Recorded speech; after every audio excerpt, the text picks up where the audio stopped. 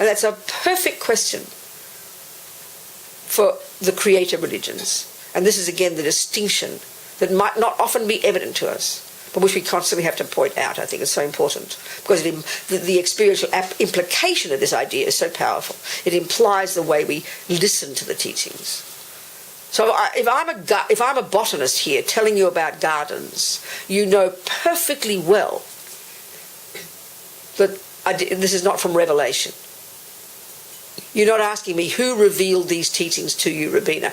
We would all laugh out loud if someone said that to a botanist. We know that, because we know what a botanist is a person who has observed the workings of the world in a particular, particular way that the physical world works, and has then articulated the laws that they have observed and has tested them and proved them. We get that utterly and completely. We call that science. Well, that is exactly, no more and no less, what a Buddha is. And this is hard for us to hear initially, because we have assumptions that you can't prove something you can't see, like a past life. We have assumptions you can't prove something like a mind not being physical, because science in its nature, as far as we're concerned in the modern world, is only dealing with what you can see, although these days it's getting more sophisticated. But the Buddha's approach is identical. And if you take the view that the Buddha was a regular guy who gradually, through his own powers of observation, at the level of mind that we don't even posit as existing in our culture, which is why we have to understand what the Buddha's view of the mind is, was able to observe the universe, and he came up with, and the Hindus before him did this, their observation, their powers of observation at a subtler level, which includes the power called clairvoyance, which is a natural consequence of this particular technique called single-pointed concentration, which is a technique these Indians before the Buddha came up with. It's a remarkable, skillful psychological skill that enables a person to access more subtle levels of their own mind. It's not mystical in any shape or form. It's mystical for us because we don't think it's possible, because we only posit a brain. That's why we've got to open our minds to this possibility. Have to. Otherwise you're going to crash into yourself. We've got to open up our mind and look at our assumptions of what we think the mind is, if we're prepared, if we want to understand what Buddha's saying. So this law of karma from the Buddha's point of view, because when I told this scientist nobody revealed the teachings to the Buddha, I said, would you ask Einstein who revealed this to you? And of course not, he said. Well, I said, Buddha's the same. That's a shock to us, but that's a perfect and exact example. Because Buddha is not a creator, doesn't assert a creator, and this is not revelation. It's from observation and therefore experience. That's the buying into part, you know? Like if you're an acupuncturist, you've never heard of acupuncture, you've been in an allopathic system all your life, and suddenly you hear these weird people who put needles in people. Initially it's a shock, because you can't squeeze that system into the allopathic. It won't work. It's a different model, different system altogether, different series of assumptions, different viewpoints, different fundamental viewpoints. So in order to buy into acupuncture, you've got to start looking to see if there's something valid there before you start buying into it and learning it. And then you slowly go through the process of proving it for yourself. It's the same here. Identical. You're the boss. You're the only one who can prove it finally. Other people can prove it for themselves, but you have to prove it for yourself. That means you have to engage in it. And that's the approach. So, the concept of karma then, for the Buddha, it means action. The word means action, Sanskrit. And basically it starts with the mind. So the Buddhist idea is that every millisecond of what we think, and there's 1,000 thoughts a second, even Western psychology says that, modern psychology. Every millisecond of what we think, and therefore on the basis of which that we do and say something, are the players in this infinite, subtle process of quote-unquote creating karma. They use the analogy of seeds. Every millisecond of what we think and do and say sows seeds in our mind, programs our mind, would be a good analogy. So seeds in our mind that such that eventually that will ripen in the future in that mind as the experiences of that person. So if we take the view, the Buddha's view, that consciousness did not come from a creator, it does not come from mummy daddy, it is not a product of the physical, it's interdependently connected to the physical, that's evident, affected by, impacted upon by brain and the nervous system, but not itself a function of the nervous system, not itself a function of the brain, this consciousness of ours, that came into our mother's womb at the time of conception, conjoined with the egg and sperm, and then began to develop the person known as us, We have the body and we have the mind. This is fundamental. They're independently connected, but they're separate. This is a fundamental point for the Buddha, from his own observation. So that consciousness came from before. So think of it as like a river of mental moments. This is the fundamental view in the Buddhist idea, that your consciousness is like this river of mental moments. It goes back and back and back, and indeed will continue when we die. And that every millisecond of what we think and do and say in that consciousness, which is every second of our existence, is a continual process of, one, sowing seeds that will produce our future, but two, each moment experiencing the fruits of our past. In the same way that if you put your hands on the piano right today, then what you're expressing is how much piano playing you've done, which is in the past. You're the product of your past practice. Whatever you do is the product of your past practice. That's hardly rocket science for us. We get that. Well, that's the concept of karma. Except the Buddha's got the view that the mind is not physical, and that that it goes before, and it comes into this life from before, and it goes back and back and back, and will continue further on. This is about a fundamental view about consciousness in Buddhism, first of all. So the law of karma, which is observed, is what plays out in the minds and lives of sentient beings. So understanding the law of karma it pervades all of Buddha's teachings, clearly. But it implies the practice, because the logic, the next step of karma, if every single thing we think and do and say produces future experiences, then we have to narrow it down to every single second of what is called a negative action. Because we already have either three kinds, a negative, positive, or neutral action. There's no fourth category. That's very much the model of the mind as well. There's only negative, positive, neutral states of mind. And this all dealt with an immense depth in all the literature, the way of defining these, which we're going to talk about. These are the fundamentals of Buddhist psychology, fundamentals of Buddhist philosophy, and therefore Buddhist practice. So if every millisecond of what I think and do and say produces my future experiences, and I know, speaking simply at the first, most basic level, I want happiness and don't want suffering. Buddha says if you observe the universe, you can deduce that every being is the same. Then he's saying, okay guys, I've got a method for you. That happiness, moment by moment of experiences of happiness, and speaking very simply in our daily life, that means moments of when things go nicely. That's it, very simple, at the most basic level of happiness, when things go well. They are the fruit, each moment of them is the fruit of previously planted virtuous or positive seeds planted in my mind in the past. Necessarily. Like if you see roses and beautiful vegetables in the garden, you know they are the fruit of seeds you planted in the past. The analogy of a garden is a very simple one and a very nice one for karma. And everything in your garden that you label weeds, whatever, that are obstructing your flowers and veggies, they're the fruit of your negative actions. Very simple. The concept is so easy to say that it's an easy thing to say, but it's loaded with so many assumptions if we take it from another perspective, that we can't hear the Buddha's point. So because we are so used to the concept of punishment and reward, and that indeed is implied by the concept of a creator. And I'm not being rude here. I'm not being critical. It's the truth. God is the creator. God is the boss. God gave me free will. God, and it's up to me to do God's will or not do God's will.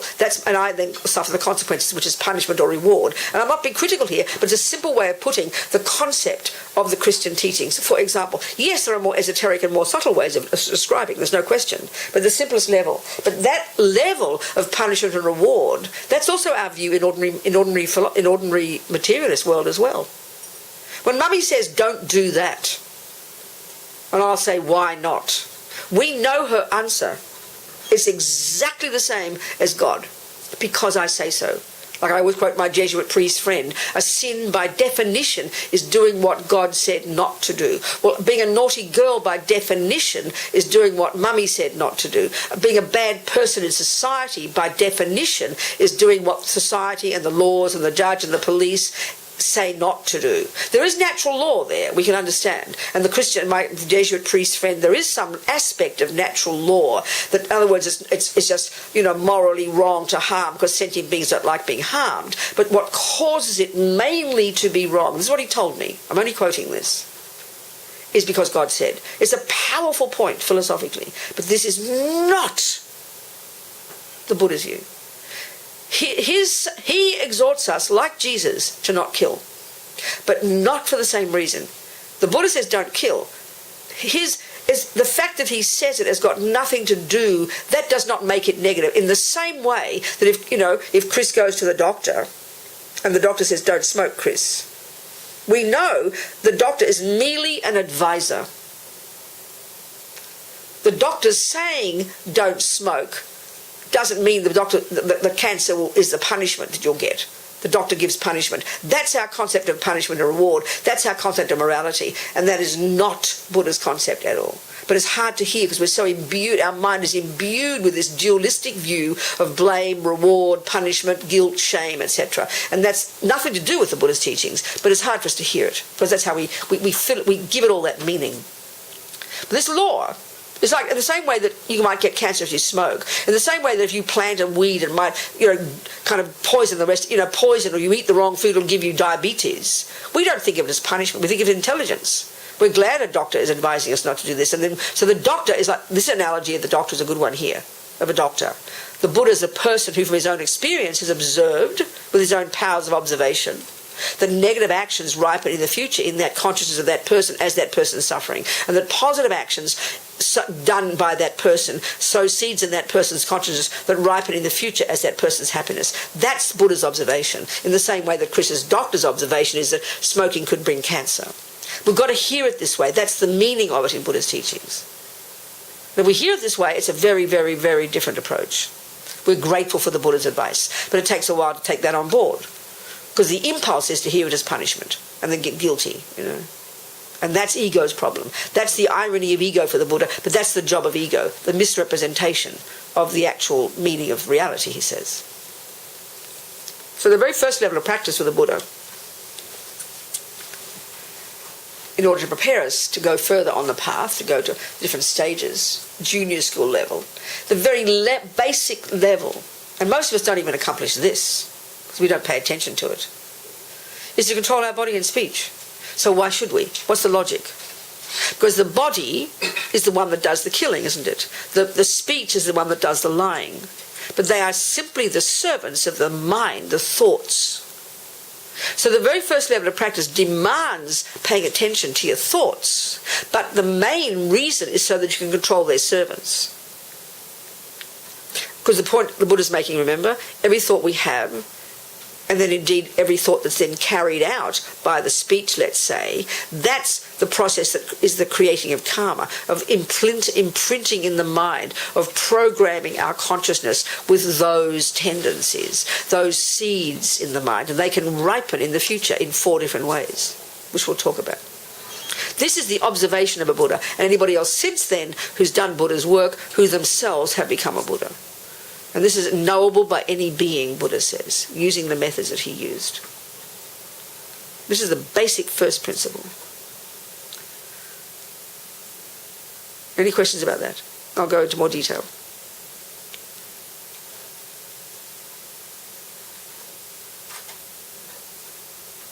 No.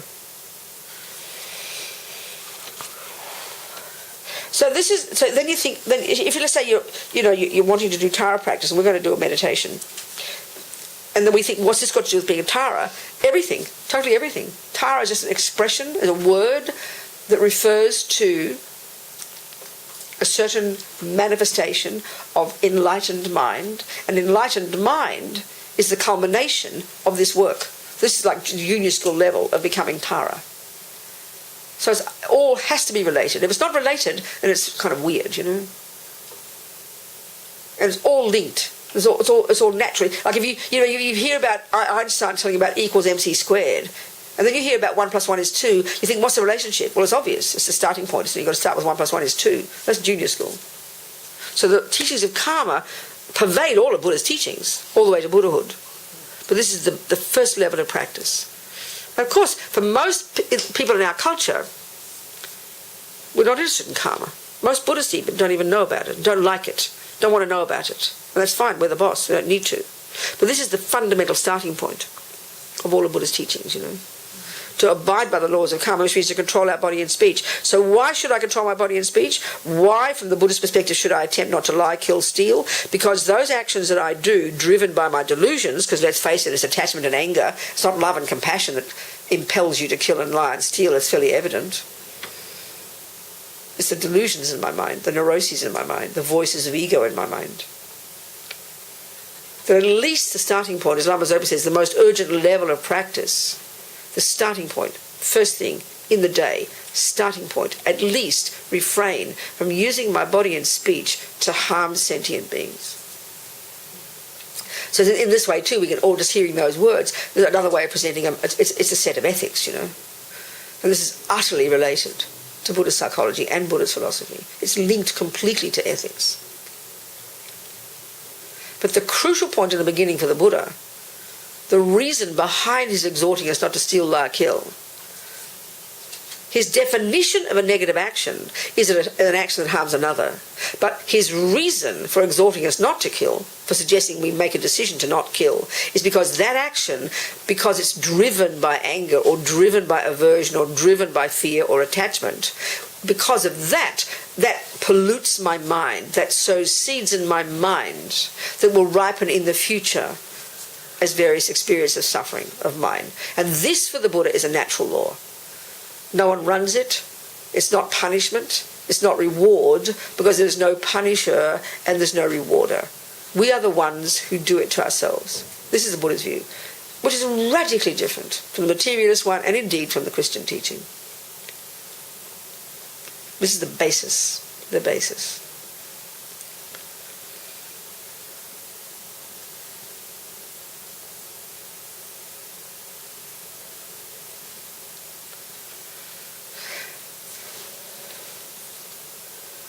This is also the first stages of the development of the practice of renunciation. So renunciation is what you're trying to give up, what you want to give up, what you want to renounce is suffering and its causes. Suffering and its causes. What's the plan for tea time? It's 11 o'clock already. Mm-hmm. It's tea time. Are we having morning tea time? There's a tea break. There is? Yeah. We'll have a tea break, people. Okay.